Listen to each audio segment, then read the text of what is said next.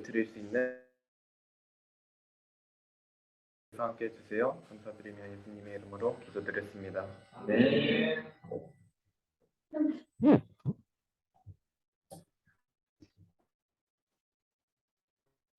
김희찬 학생 성경 공독해 주세요.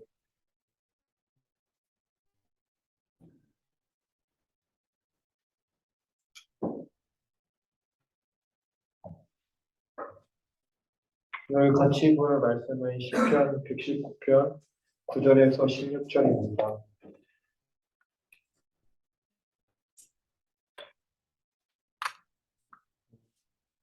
성경 봉독하도록 하겠습니다. 청년이 무엇으로 그의 행실을 깨끗하게 하리이까? 주의 말씀만 지킬 따름이니이다. 내가 전심으로 주를 찾았사오니 주의 계명에서 떠나지 말게 하소서.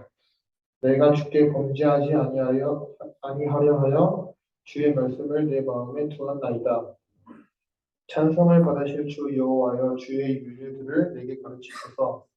주의 입의 모든 규례들을 나의 입술로 선포하였으며 내가 모든 재물을 즐거워함 같이 주의 증거들의 도를 즐거워하였나이다. 내가 주의 법도들을 작은 소리로 읊조리며 주의 길들을 주의하며 주의 율례들을 즐거워하며 주의 말씀을 잊지 아니하리이다. 아멘. 전도사님 말씀 전해주시겠습니다.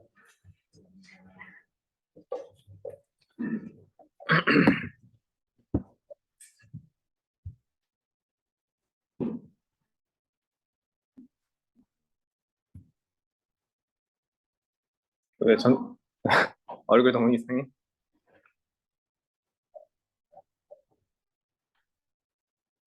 자, 우리가 10계명을 그동안 계속 배웠잖아요. 근데 3주 지났다고 벌써 까먹은 거 아니죠? 이러면 안 되는데. 자, 우리가 10계명이라고 하니까 계명이라고 하니까 뭔가 명령 같고 그래서 뭔가 좀 거부감이 생기고 그런 느낌이 들 수가 있어요. 그런데 원래 10계명을 뭐라고 불렀었냐면 자, 그 10을 헬라어로 하면 데카라고 하고 그 다음에 이 계명은 원래 말씀이에요. 그래서 말씀을 또 헬라어로 하면 로고스라고 해서 사실은 데칼로그라고 불렀단 말이죠. 사실 데칼로그라고 부르나 10계명이라고 부르나 사실 뭐 크게 다를 건 없어요. 다만 우리에게 다가오는 느낌이 좀 다를 뿐이라는 거죠. 데칼로그, 즉 하나님께서 우리에게 10가지 말씀으로 주셨다라고 했을 때는 뭔가 계명, 명령의 느낌보다는 대화 속에서 하나님께서 이 말씀을 주셨다라는 그런 느낌을 받을 수 있다라는 거예요. 어떤 목사님이 이제 리조트로 휴가를 떠나려고 했는데 막상 이제 휴가를 떠나려고 하니까 이제 이런 생각이 들었대요. 맨날 자기가 설교할 때는 여러분 주님을 따라 살아가야 됩니다 이렇게 기도를 했는데 막상 자기가 이제 휴가를 가려고 하니까 주님 저를 따라와 주세요. 주님 저와 함께 해주세요 이렇게 기도를 했다는 거죠. 그래서 근데 내가 이렇게 기도하는 것이 맞는가? 라는 그런 생각이 들어서 사모님한테 이렇게 물어봤대요. 내가 휴가를 갈까 말까 이렇게 얘기를 하니까 사모님 뭐라고 했냐면 기도해보고 응답받은 대로 말씀해주세요 이렇게 얘기를 한 거예요. 그래서 뭔가 더 부담이 생겨가지고 근데 뭐 어쩌겠어요. 기도를 열심히 했어요. 말씀을 보고 이제 열심히 기도를 했는데 예, 넘겨주세요. 신명기 6장 10절을 한번 볼까요?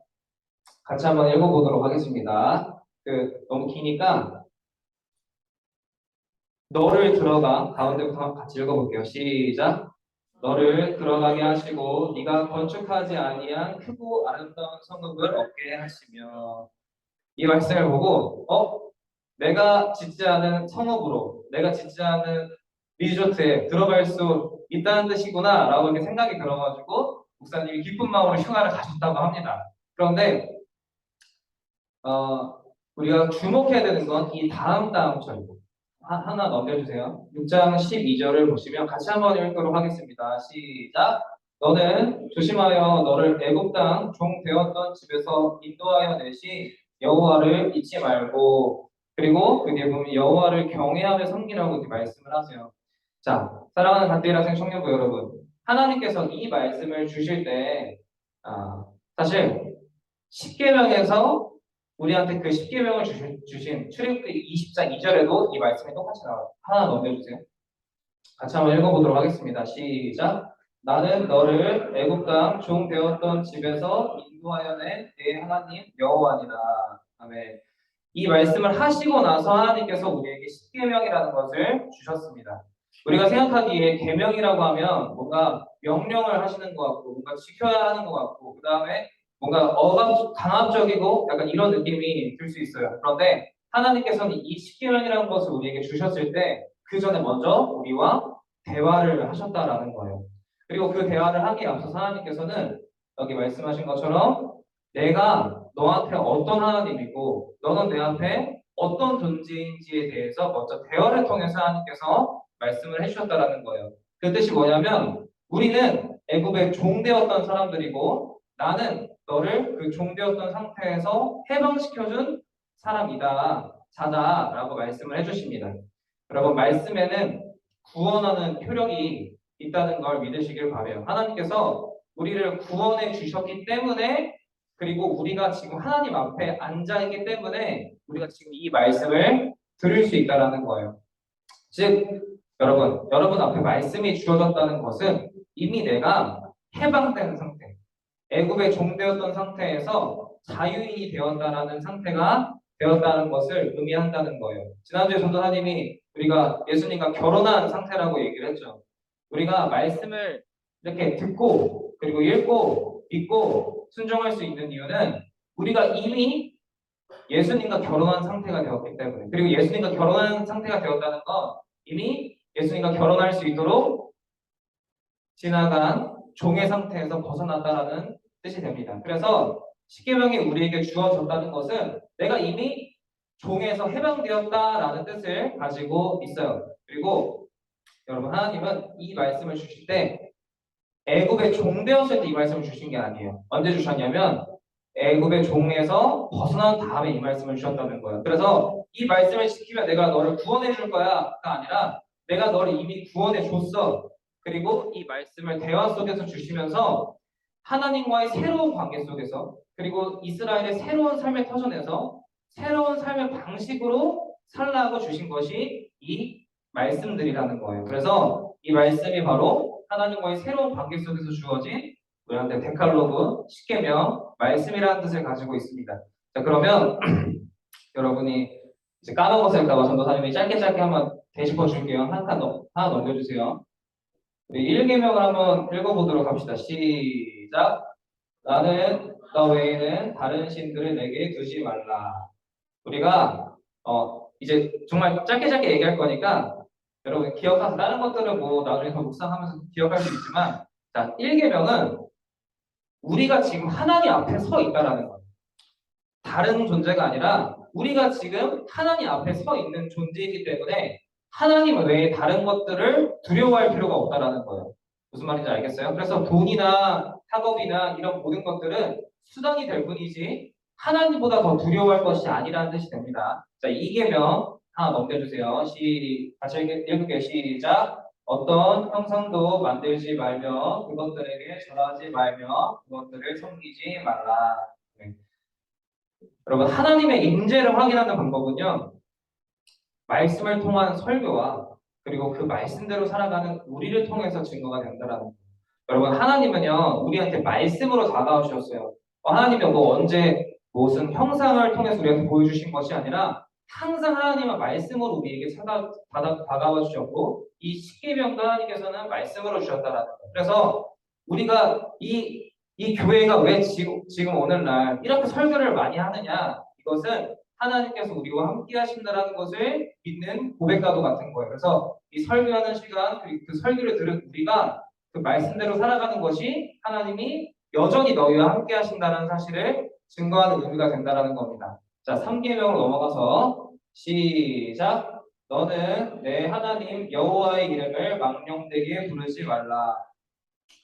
여러분 우리가 하나님의 이름을 안다는 것은 우리가 하나님의 이름을 믿는다는 것은 이미 내가 애굽 땅에서 건짐을 받은 구원받은 사람이 되었다는 것이고 하나님이 나의 주인이 되어 주셨다는 사실을 믿는다라는 뜻이에요. 그래서 여호와의 이름을 그냥 안다, 부른다 이런 개념이 아니라 하나님과의 새로운 관계를 맺게 된 개념이라는 뜻이에요. 그래서 이 이름을 가지고 하나님께 나아갈 수 있게 되었다는 것이 3계명의 뜻이고 4계명 넘겨주세요. 같이 읽겠습니다. 시작. 안식일을 기억하여 거룩하게 지키라. 여러분, 하나님이 여러분에게 안식일을 지키라고 했어요. 주일을 거룩하게 지키라고 했어요. 근데 그것은 우리한테만 중요한 날이 되는 것이 아니라 하나님 자신에게도 중요한 날이 됩니다. 그래서 우리가 하나님과 함께 내가 지키는 게 아니라 하나님과 함께 이 날을 거룩하게 지킨다는 것은 하나님이 나를 책임져 주실 것을 믿는다라는 뜻이에요. 내가 이 날에 돈을 벌 수도 있고 공부를 할 수도 있고 친구를 사귈 수도 있고 애인과 데이트를 할 수도 있는데 내가 이 시간에 이 날을 거룩하게 지킨다는 것은 하나님과 함께 지킨다는 것이고 하나님이 내 모든 것을 책임져 주실 것을 믿는다는 고백과도 같은 것이에요. 자, 우리 5계명 넘어갈게요. 시작. 내 부모를 존경하라. 이웃을 내 몸처럼 사랑하는 것, 그리고 자신을 겸손하게 만드는 것은 인간에게 있어서 너무나도 어려워요. 그런데 우리가 이 십계명이 그냥 주어진 것처럼 느껴질 수 있는데 이 십계명은 사실 대상이 정해져 있어요. 무슨 대상이냐면 십계명 전체를 보면 간음하지 말아라, 이웃의 것을 탐내지 말아라 이런 얘기가 나와요. 그럼 이 사람 연령층은 어디겠어요? 당연히 성인일 거예요. 성인을 대상으로 하나님이 먼저 주신 거예요. 왜냐하면 여기서 부모를 공경하라는 말은 그냥 여기 있는 학생들한테 너네 부모님 공경해 이런 뜻이 아니라 부모님이 있고 자식이 있는 요 중년 세대한테 말씀을 하시는 거예요. 근데 이 사람들은 뭘 받았어요? 부모님을 통해서 하나님이 이스라엘에게 주신 땅을 유업으로 받은 사람들이에요. 그리고 부모님으로부터 생명을 얻은 사람이고 또 생명을 전해준 사람이에요. 그래서 하나님께서 이들에게 부모를 공경하라라는 뜻은 하나님이 주신 것들에 대해서 감사하라는 뜻이 되고 또 그 감사한 것을 지켜서 자신들이 또다시 부모가 되었을 때 그것을 보고 배운 자녀들이 또 그 주님의 길을 걸어가도록 하나님께서 가르쳐 주신 거예요. 그래서 부모를 공경하라라는 말은 뭐냐면 우리가 주님을 본받아서 이 믿음의 유업을 계속 지켜나가라라는 하나님의 뜻이 있다라는 겁니다. 그럼 6계명으로 넘어갈게요. 시작. 살인하지 말라. 6계명은 타락한 사람은 생명을 자신의 것처럼 생각을 하지만 사실 주님은 생명을 주시기 위해서 이 땅에 오셨다라는 거. 그래서 여기다 넣어서 써야 되는데 나중에 뒤에 있어요. 요한일서 3장 15절을 보면 뭐냐면 형제를 미워하는 것이 살인이라고 하나님께서 말씀하셨어요. 그런데 형제를 위하여 목숨을 내어주는 사람, 형제를 사랑하는 사람 뭐라고 얘기하냐면 그 사람 안에 생명이 있다라고 얘기를 해요. 그러니까 형제를 미워하는 사람은 형제를 살인하는 사람인데 형제를 사랑하는 사람 안에는 생명이 있다라고 하나님께서 말씀을 해주신다는 거예요. 그래서 사랑하는 것이 내가 형제를 사랑하고 자매를 사랑하는 그것이 내 안에 생명이 주어졌다. 예수님과 결혼한 사람이다 라는 증거가 된다라는 거예요. 자, 7계명으로 넘어가서 시작. 간음하지 말라. 우리가 예수님과 결혼한 상태가 되었어요. 그런데 간음을 한다는 것은 나의 남편 된 예수님과의 관계가 깨어지는 것은 물론이거니와 예수님과 결혼을 할 수 있는 자유가 된 상태도 버린다는 뜻이 돼요. 우리가 예수님과 결혼을 할 수 있었던 거는 자유했기 때문에 예수님과 결혼을 했다는 거죠. 그런데 예수님과 그 관계가 깨어진다는 것은 곧 하나님이 주신 그 자유의 상태도 버리게 된다는 뜻이 돼요. 그래서 결국은 이 십계명 전체를 계속 얘기를 하면 뭐냐면 이것 하지 말라 하라 이렇게 다 얘기하는데 우리가 이렇게 할 수 있는 건 너네가 종되었던 땅에서 벗어났기 때문에 자유한 사람이 되었기 때문에 이제 할 수 있는 거야. 그런데 너네가 이걸 지키지 않는다는 건 다시 예전으로 돌아가는 것이고 그 자유를 주신 하나님을 무시한다는 뜻이야 라고 말씀을 하신다는 거예요. 자, 8계명으로 넘어가서 시작. 도둑질하지 말라. 공산주의나 사회주의는 자신의 사유재산이 없는 것처럼 얘기하지만 하나님은 분명하게 우리한테 사유재산을 허락해 주셨어요. 그래서 우리한테 각자의 소유가 있고 각자의 달란트가 있다라는 거예요. 그런데 내가 그 권리를 무시한다는 것은 하나님을 무시하는 것과 다름이 없어요. 그래서 내가 누군가의 것을 이렇게 도둑질하려고 하고 뭔가를 하려고 한다는 것은 하나님을 의지하지 않고 내 마음대로 하겠다라는 뜻과 다름이 없다라는 거. 그래서 우리가 이 문제를 해결하기 위해서는 우리의 탐심을 십자가에 못 박는 거 말고는 해결할 수가 없어요. 자, 9계명 넘어가서 자, 시작. 내 이웃에 대하여 거짓 증거하지 말라. 여러분, 우리의 하나님 나라의 백성의 정체성은 거짓 증인이 아니라 진리의 증인이 되라는 것이 하나님 나라의 정체성이라는 거예요. 그래서 우리가 보고 들은 것, 어디서 보고 들은 것? 말씀을 통해서 보고 들은 하나님, 그리고 말씀을 통해서 알게 된 예수님의 사랑을 전하라고 하나님께서 우리한테 진리를 주셨다는 거예요. 그래서 우리가 그런 진리를 증언하지 않으면 우리는 어떻게 돼요? 거짓 증인이 될 수밖에 없다는 거예요. 그러니까 가만히 있는 것도 사실은 진리의 증인으로 살아가지 않는 것이기 때문에 거짓 증인과 다름이 없다라는 거예요. 그래서 우리한테 복음을 전하는 나그네로 살아가라고 하시는 이유는 너네가 자유를 얻은 것은 너희가 보고 들은 자유를 사람들에게 전해주라고 말씀을 해주신다는 겁니다. 자, 10계명으로 넘어가서 시작. 내 이웃의 집을 탐내지 말라. 여러분, 제로섬이 뭐죠? 제로섬? 요게 이렇게 있으면 누가 이만큼 얻으면 누구는 그만큼 못 얻고 그런 거예요. 근데 이 세상은 제로섬 같은 세상에 있다라는 거죠. 그래서 이 세상을 살아가는 우리가 율법만을 가지고서는 거기서 해결할 수 있는 능력이 아무것도 없어요. 왜냐면 나도 이만큼 가져야 되기 때문에 이만큼 살아가는데 필요한 것들이 있기 때문에 근데 이걸 내가 얻고자 하면 누군가는 이것을 얻지 못해요. 그런데 우리가 오늘 아까 11시 예배 때 뭐 했죠? 성찬식을 했잖아요. 성찬식. 예수님의 살과 피를 나누는 시간을 가졌어요. 예수님은 어떤 분이세요? 무한하시고 무궁하신 분이에요. 그래서 우리가 예수님의 것을 조금 가져간다고 해서 예수님의 것이 사라지거나 없어지는 것이 아니라는 거예요. 우리가 이 안에서 뭐 아무리 좋은 의미를 가지고 뭐 봉사를 하고 뭘 한다고 해도 결국은 이 세상 속에서는 내 것을 챙기는 행위밖에 되지 않아요. 그렇지만 예수님의 살과 피를 나누는 예수님 안에서의 한 공동체는 은사가 합쳐지는 온전한 공동체로 변화할 수 있다는 거예요. 그래서 십자가를 통해서 우리가 십계명을 바라볼 때는 율법을 통해서는 바꿀 수가 없어요. 율법을 통해서는 우리가 아무리 지켜봤자 그냥 조금 도덕적인 사람이 될 수밖에 없어요. 그래서 사람들은 십계명을 도덕법이라고 생각을 해요. 하지만 하나님께서 우리에게 주신 이 십계명은 새로운 삶의 원리가 되었다라는 거. 예수님과 새로운 관계가 되었기 때문에 할 수 있는 능력이 생겼다라는 것을 기억해야 되는데 이렇게 십계명을 와다다다 얘기를 하면 잘 기억이 안 남을 수 있죠. 그래서 말씀을 맺도록 하겠습니다. 자, 여러분 하나님이 우리가 예수님을 뭐라고 부르죠? 우리 주 예수 그리스도라고 불러요. 이 우리 주 예수 그리스도라는 이름에는 예수님이 우리의 구주, 우리를 구원하신 구원자라는 뜻도 있고 우리의 주인이시라는 뜻도 있어요. 그런데 동시에 여호와도 똑같이 말씀을 하고 계신다는 거예요. 내가 너와 애굽 땅에서 종되었던 너를 구원해낸 여호와다. 내가 너의 주인이고 내가 너의 구원자다라고 말씀을 하고 있어요. 그래서 구약이나 신약이나 하나님과 나와의 관계는 동일해요.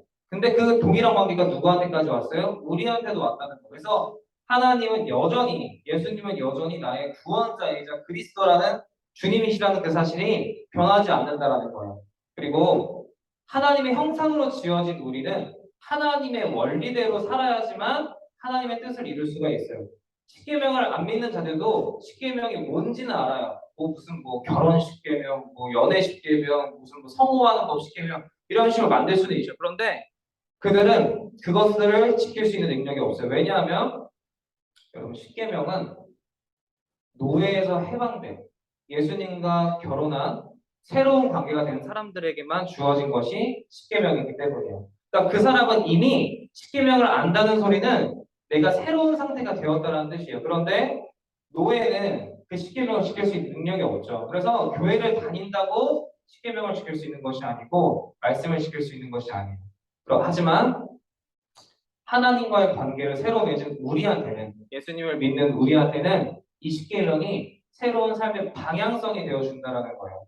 자, 말씀이 선포되어지고 말씀을 지킨다는 건 여러분 기억하세요. 오늘도 이 자리에서 하나님이 예배 시간을 통해서 말씀이 선포되게 해주시고 또 우리가 예배를 드리고 그리고 매일매일 묵상을 한다는 것은요. 그 말씀 가운데 하나님이 함께 해주시겠다는 뜻이 된다라는 거예요. 말씀을 주신 분이 데칼로그로 주신 분이 하나님이시기 때문에 그 말씀을 듣는 그 자리에는 여전히 지금도 하나님이 함께 하신다는 뜻이에요. 그래서 여러분 예배를 드리러 올 때 주일날 우리가 하나님을 믿는다라는 고백을 가지고 이 땅에 왔을 때 여러분 우리는 말씀을 듣는 시간을 사모해야 된다라는 거예요. 말씀이 선포되는 그 자리에 하나님이 함께 하실 것을 믿기 때문에 우리가 이 자리에 나오는 거지. 우리가 모였으니까 아 이게 예배야. 우리가 모였으니까 이게 예배고 예배를 드렸으니까 됐어. 이게 아니라는 거예요. 예배를 드리는 그 자리에는 말씀이 선포되어져야 되고 말씀이 선포되어지는 자리에는 반드시 하나님이 함께 하십니다. 그래서 우리는 그 말씀을 듣는 시간 가운데 하나님 함께 해주세요라는 기도를 해야 한다라는 거예요. 그런데 여러분 이것이 가능해지려면 우리는 하나님의 말씀을 붙드는 것밖에 없어요. 아까 요한일서 3장 15절 하나 넘겨주세요. 네. 보면은 그 형제를 미워하는 자마다 살인하는 자니 살인하는 자마다 영생이 그 속에 거하지 아니하는 것을 너희가 아는 바라. 그러니까 형제를 미워하는 사람한테는 능력이 없어요. 능력이 없어서 그 안에 생명도 없어요. 그런데 하나 더 넘겨주세요. 우리는 형제를 사랑함으로 사망에서 옮겨 생명으로 드러난 줄을 알거니와 사랑하지 않은 자는 사망에 머물러 있느니라. 그러니까 우리가 십계명을 지킨다는 것은 내가 지킨다, 내가 지켜서 구원받는다가 아니라 이미 넌 구원받았으니까, 이미 너는 구원받은 사람이니까, 넌 이미 생명으로 옮겨간 사람이니까 너 이제 형제를 사랑할 수 있어라는 뜻이에요. 그러니까 그전에는 구원받지 않은 사람한테 너 가늠하지 마, 너 살인하지 마 말라고 얘기하면은 지킬 수가 없어요. 그런데 생명으로 옮겨간 사람한테 형제를 사랑해라라는 말은 너 할 수 있어. 근데 너가 할 수 있는 거 너 모르지. 한번 해봐. 네 안에는 생명도 있고 사랑도 있어. 그러니까 해라라고 말씀을 해주신다는 거예요. 그래서 여러분 십계명을 얼핏 보고 아 나 이거 못할 것 같은데 이렇게 생각하고 넘어가지 마시고 말씀을 딱 보고 아 이거는 나한테 별로 와닿지가 않는데 하고 넘어가지 마세요. 이 말씀을 보면 그 속에 이미 우리한테 주신 것들이 있다는 것을 확인할 수가 있어요. 그래서 그 말씀에 순종하면 우리 안에 생명이 있고 사랑이 있다는 것을 확인할 수가 있다는 겁니다. 자, 오늘 본문 마지막으로 오늘 본문을 보면은 9절에 이렇게 나와 있어요. 청년이 넘겨주세요. 청년이 무엇으로 그 행실을 깨끗하게 하리까 주의 말씀만 지킬 따름입니다. 10절을 보면 내가 전심으로 주를 찾았사오니 주의 계명에서 떠나지 말게 하소서. 여러분 우리가 말씀만 지키고 9절의 말씀만 지키고 10절의 말씀만 찾으면 어떻게 돼요? 주님이 우리를 새롭게 만들어가 주실 거라고. 전도사님이 결혼을 안 해서 이런 얘기를 하긴 좀 그렇지만 결혼이 사랑을 시킬까요? 사랑이 결혼을 시킬까요? 전도사님이 할 말은 아니지만 들었어요. 결혼이 사랑을 시킬까? 사랑이 결혼을 시킬까? 뭘 것 같아요? 부모님들 한번 보세요. 결혼이 사랑을 시킬까? 사랑이 결혼을 시킬까? 사랑이 결혼을 시켜요? 이야, 정말 신실한 사랑이네요. 그런데 사랑이 만약 결혼을 시키는 거라면 그 사랑이 식고 그 사랑의 대상이 바뀐다면 결혼을 시켜줄 수가 없어요. 결혼이 사랑을 지키는 거예요. 예수님과 나와의 관계 때문에 우리가 예수님과의 사랑이 유지될 수 있는 거예요. 나는 여러분 하나님이 나를 향한 사랑은 변함이 없어요. 그런데 나는 그걸 알 수 있어요? 몰라요. 내가 예수님과 확실한 관계가 우리는 계속 눈으로 확인하고 싶어요. 반지도 보고 싶고 옷도 보고 싶고 집도 사고 싶고 그래야 내가 예수님과 결혼한 안전한 상태라고 느낄 수 있어요. 그런데 예수님 쪽에서는 그렇지 않아요. 난 너를 영원히 사랑해. 너가 영원히 함께 있어. 그래서 의심하지 마 말라고 얘기해도 우리는 어때요? 계속 확인받고 싶어 한다는 거예요. 그래서 예수님께서 뭐라고 얘기하세요? 십계명을 주신 거예요. 말씀을 주신 거예요. 너가 이 계명을 따라서 살아가면 뭐야? 나의 사랑이 네 안에 있다는 것을 확인할 수 있다. 이렇게 말씀을 해주신다라는 거예요. 그래서 여러분 결혼이 사랑을 지키는 거예요. 말씀이 여러분과 하나님과의 관계를 지킬 수 있다라는 거예요. 그런데 말씀을 안 지킨다.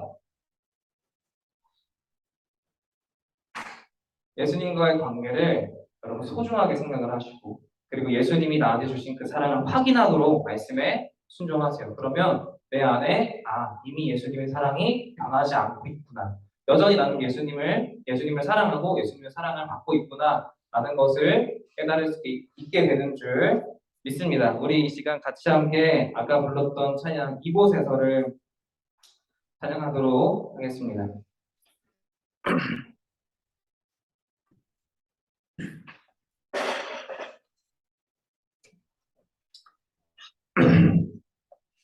이곳에서 가사를 보면은 십계명을 우리의 계획이나 우리의 힘으로는 지킬 수가 없어요. 예수님 앞에서 모든 것을 내려놓고 주님만 바라볼 때 말씀을 지킬 수 있다라는 겁니다. 그리고 또 어떻게 하시죠? 주님께서 우리한테 응답을 해주신다라고 말씀하세요. 우리가 말씀을 지키려고 할 때 주님은 우리 안에 있는 사랑과 생명을 확인시켜 주실 것입니다. 얼굴이 너무 부담스럽네요. 자, 우리 이곳에서 함께 찬양하도록 하겠습니다. 박수 치면서 함께 찬양할게요.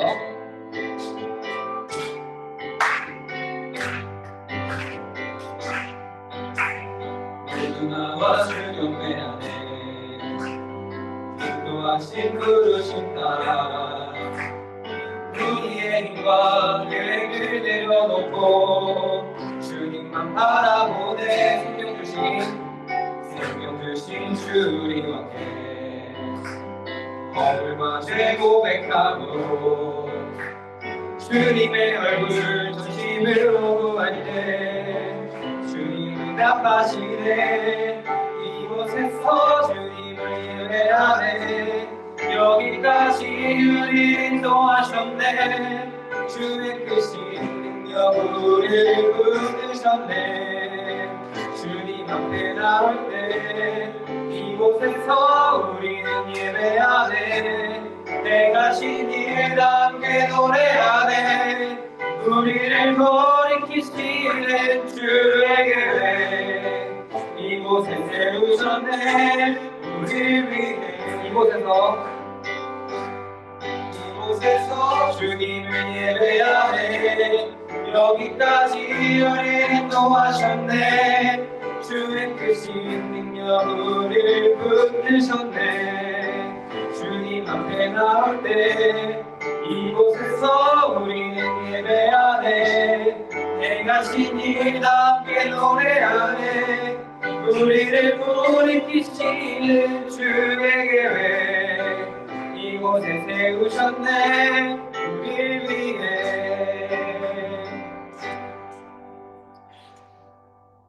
말씀으로 우리에게 오신 주님의 말씀을 듣고 순종할 때 여러분 우리는 이미 자유를 얻은 사람이라는 것을 깨달을 수가 있어요. 말씀에 순종하지 않으면 나한테 주어진 사랑이 있다는 것도 모르고 그 사랑 때문에 말씀을 지킬 수 있는 능력이 있다는 것도 몰라요.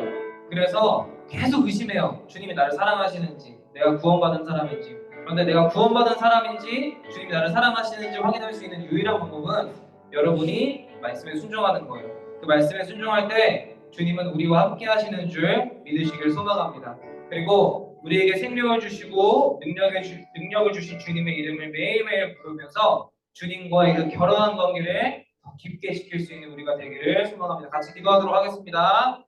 사랑이 많으신 하나님 감사합니다. 아버지 그동안 우리가 의심을 했던 것 같아요. 내가 지킬 수 없는 십계명이랑 말씀들을 주시면서 이걸 지키라고 말씀하시니 하나님의 사랑에 의심이 되고 내가 정말 주님을 믿는 사람인지 의심이 되고 나에게 그런 능력이 없는 것 같은데 주저하게 되는 그런 삶을 살아가게 되었습니다. 하지만 그 십계명을 보니 그 십계명을 주시기에 앞서 하나님이 이미 나를 구원해 주셨다는 사실을 알게 되었습니다. 주님 지금의 우리도 마찬가지입니다. 하나님께서 우리에게 말씀을 주실 때 말씀에 순종하라고 명령하실 때 이미 우리를 구원해 주셨기 때문에 이와 같은 말씀을 하시는 줄 믿습니다. 주님 이제는 내가 그 구원을 믿고 내게 주신 그 능력을 믿고 이제는 주님 앞에 순종하며 주님과 동행하는 삶을 살아가기를 소망합니다. 가테락생 청년부가 말씀에 붙들린 그런 복된 인생 살아갈 수 있도록 인도하여 주시옵소서.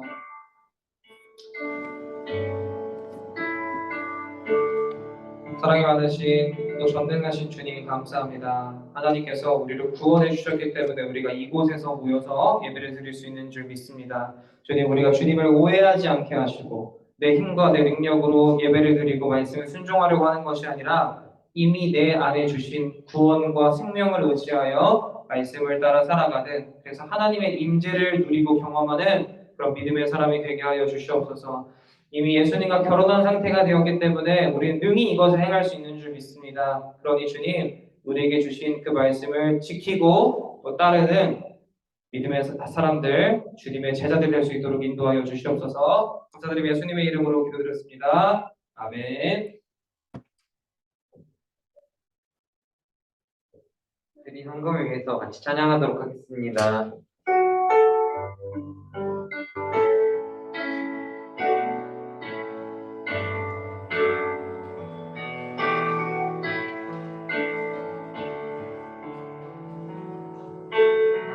무엇과도 주님을 바꾸지 않으리. 다른 어떤 은혜 구하지 않으리. 오직 주님만이 내 삶의 도움이시니 주의 얼굴 보기 원합니다. 주님 사랑해요.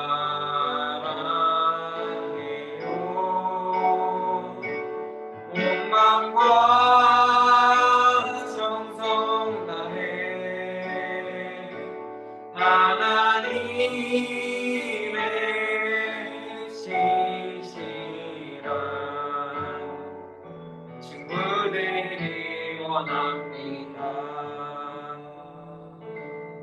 남희재 선생님 대표로 기도해 주세요. 기도드리겠습니다. 사랑과 은혜가 많으신 하나님 아버지 정말로 감사드립니다.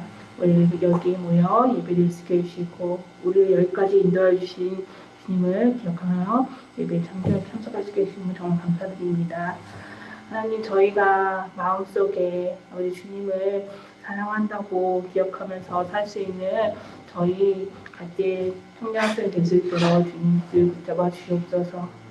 주님이 저희를 사랑하시고 기억하시고 저희를 붙잡아 주심을 기억하며 살 수 있는 저희 같이 청년학생 될 수 있도록 예수님께서 인도하여 주시옵소서. 주님이 자녀답게 살 수 있는 저희 같이 청년학생들 아버지 주님께서 늘 붙잡아 주시고 인도하여 주시옵소서. 지금 이 시간 작은 예물 드렸습니다. 아버지 가부가 드렸던 그 랩돈처럼 마음과 정성을 다해 드릴 수 있는 그런 예물이 될 수 있도록 도와주시옵고 늘 주님께 감사와 찬양을 드릴 수 있는 저희 같이 청년학생 될 수 있도록 주님께서 붙잡아 주시옵소서.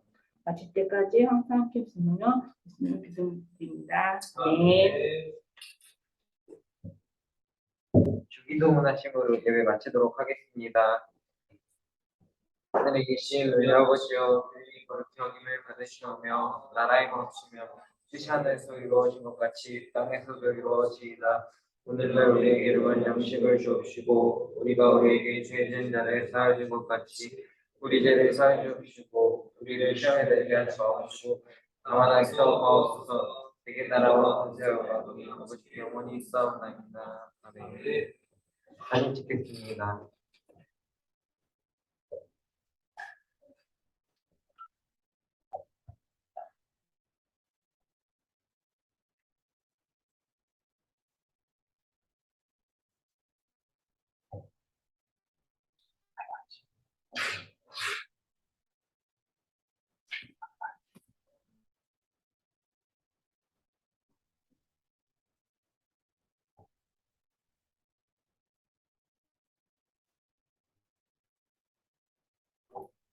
찍겠습니다. 하나, 둘, 셋.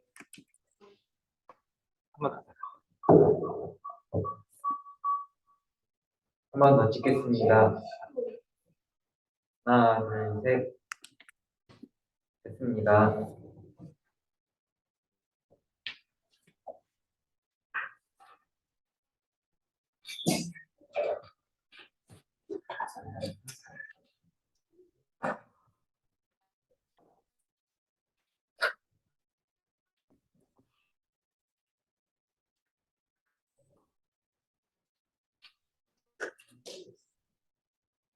평생청년부 예배에 오신 여러분을 주님의 이름으로 환영합니다. 와.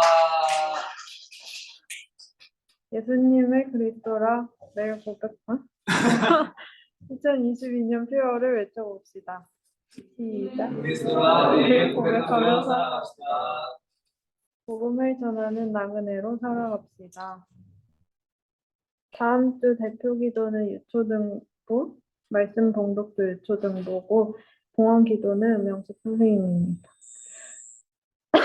헌금은 예배 전에 준비해 주세요.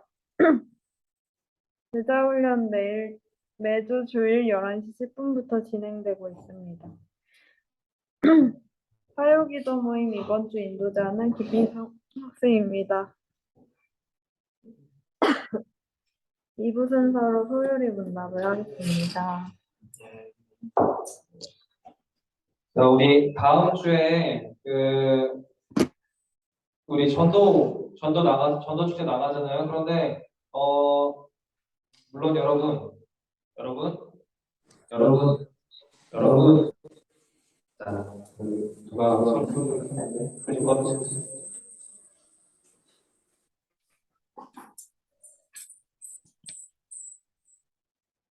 자, 우리가 아까 얘기했던 것처럼 우리가 봤을 때는 전도 못해요.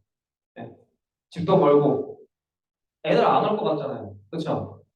근데 여러분이 아니라 여러분이 전하는 말씀 속에 능력이 있다는 사실을 믿으시고 말씀을 전해보세요. 말씀을 전할 때 그 말씀 가운데 하나님이 함께 해주실 것이고 우리가 복음을 전할 수 있는 능력이 있다는 사실을 여러분이 확인할 수 있게 될 거예요. 그런데 전하지도 않으면 우리 안에 그러한 능력이 있다는 것을 확인할 수가 없습니다. 그러니까 다음 주에 단 한 명이 와도 좋고 또 몇 명이 와도 좋으니까 혹시 못 와도 좋으니까 제발 복음을 전하고 살다가 돌아오는 갓데라생 청년부가 되었으면 좋겠어요. 그래서 우리 투표를 했는데 나가서 예배를 드릴지 여기서 예배 드릴지 했더니 여기서 예배 드리는 걸로 했죠. 아이고 누구는 싫어하는 것 같은데 뭐 이미 투표를 했잖아요. 뭐 어쩔 수 없지.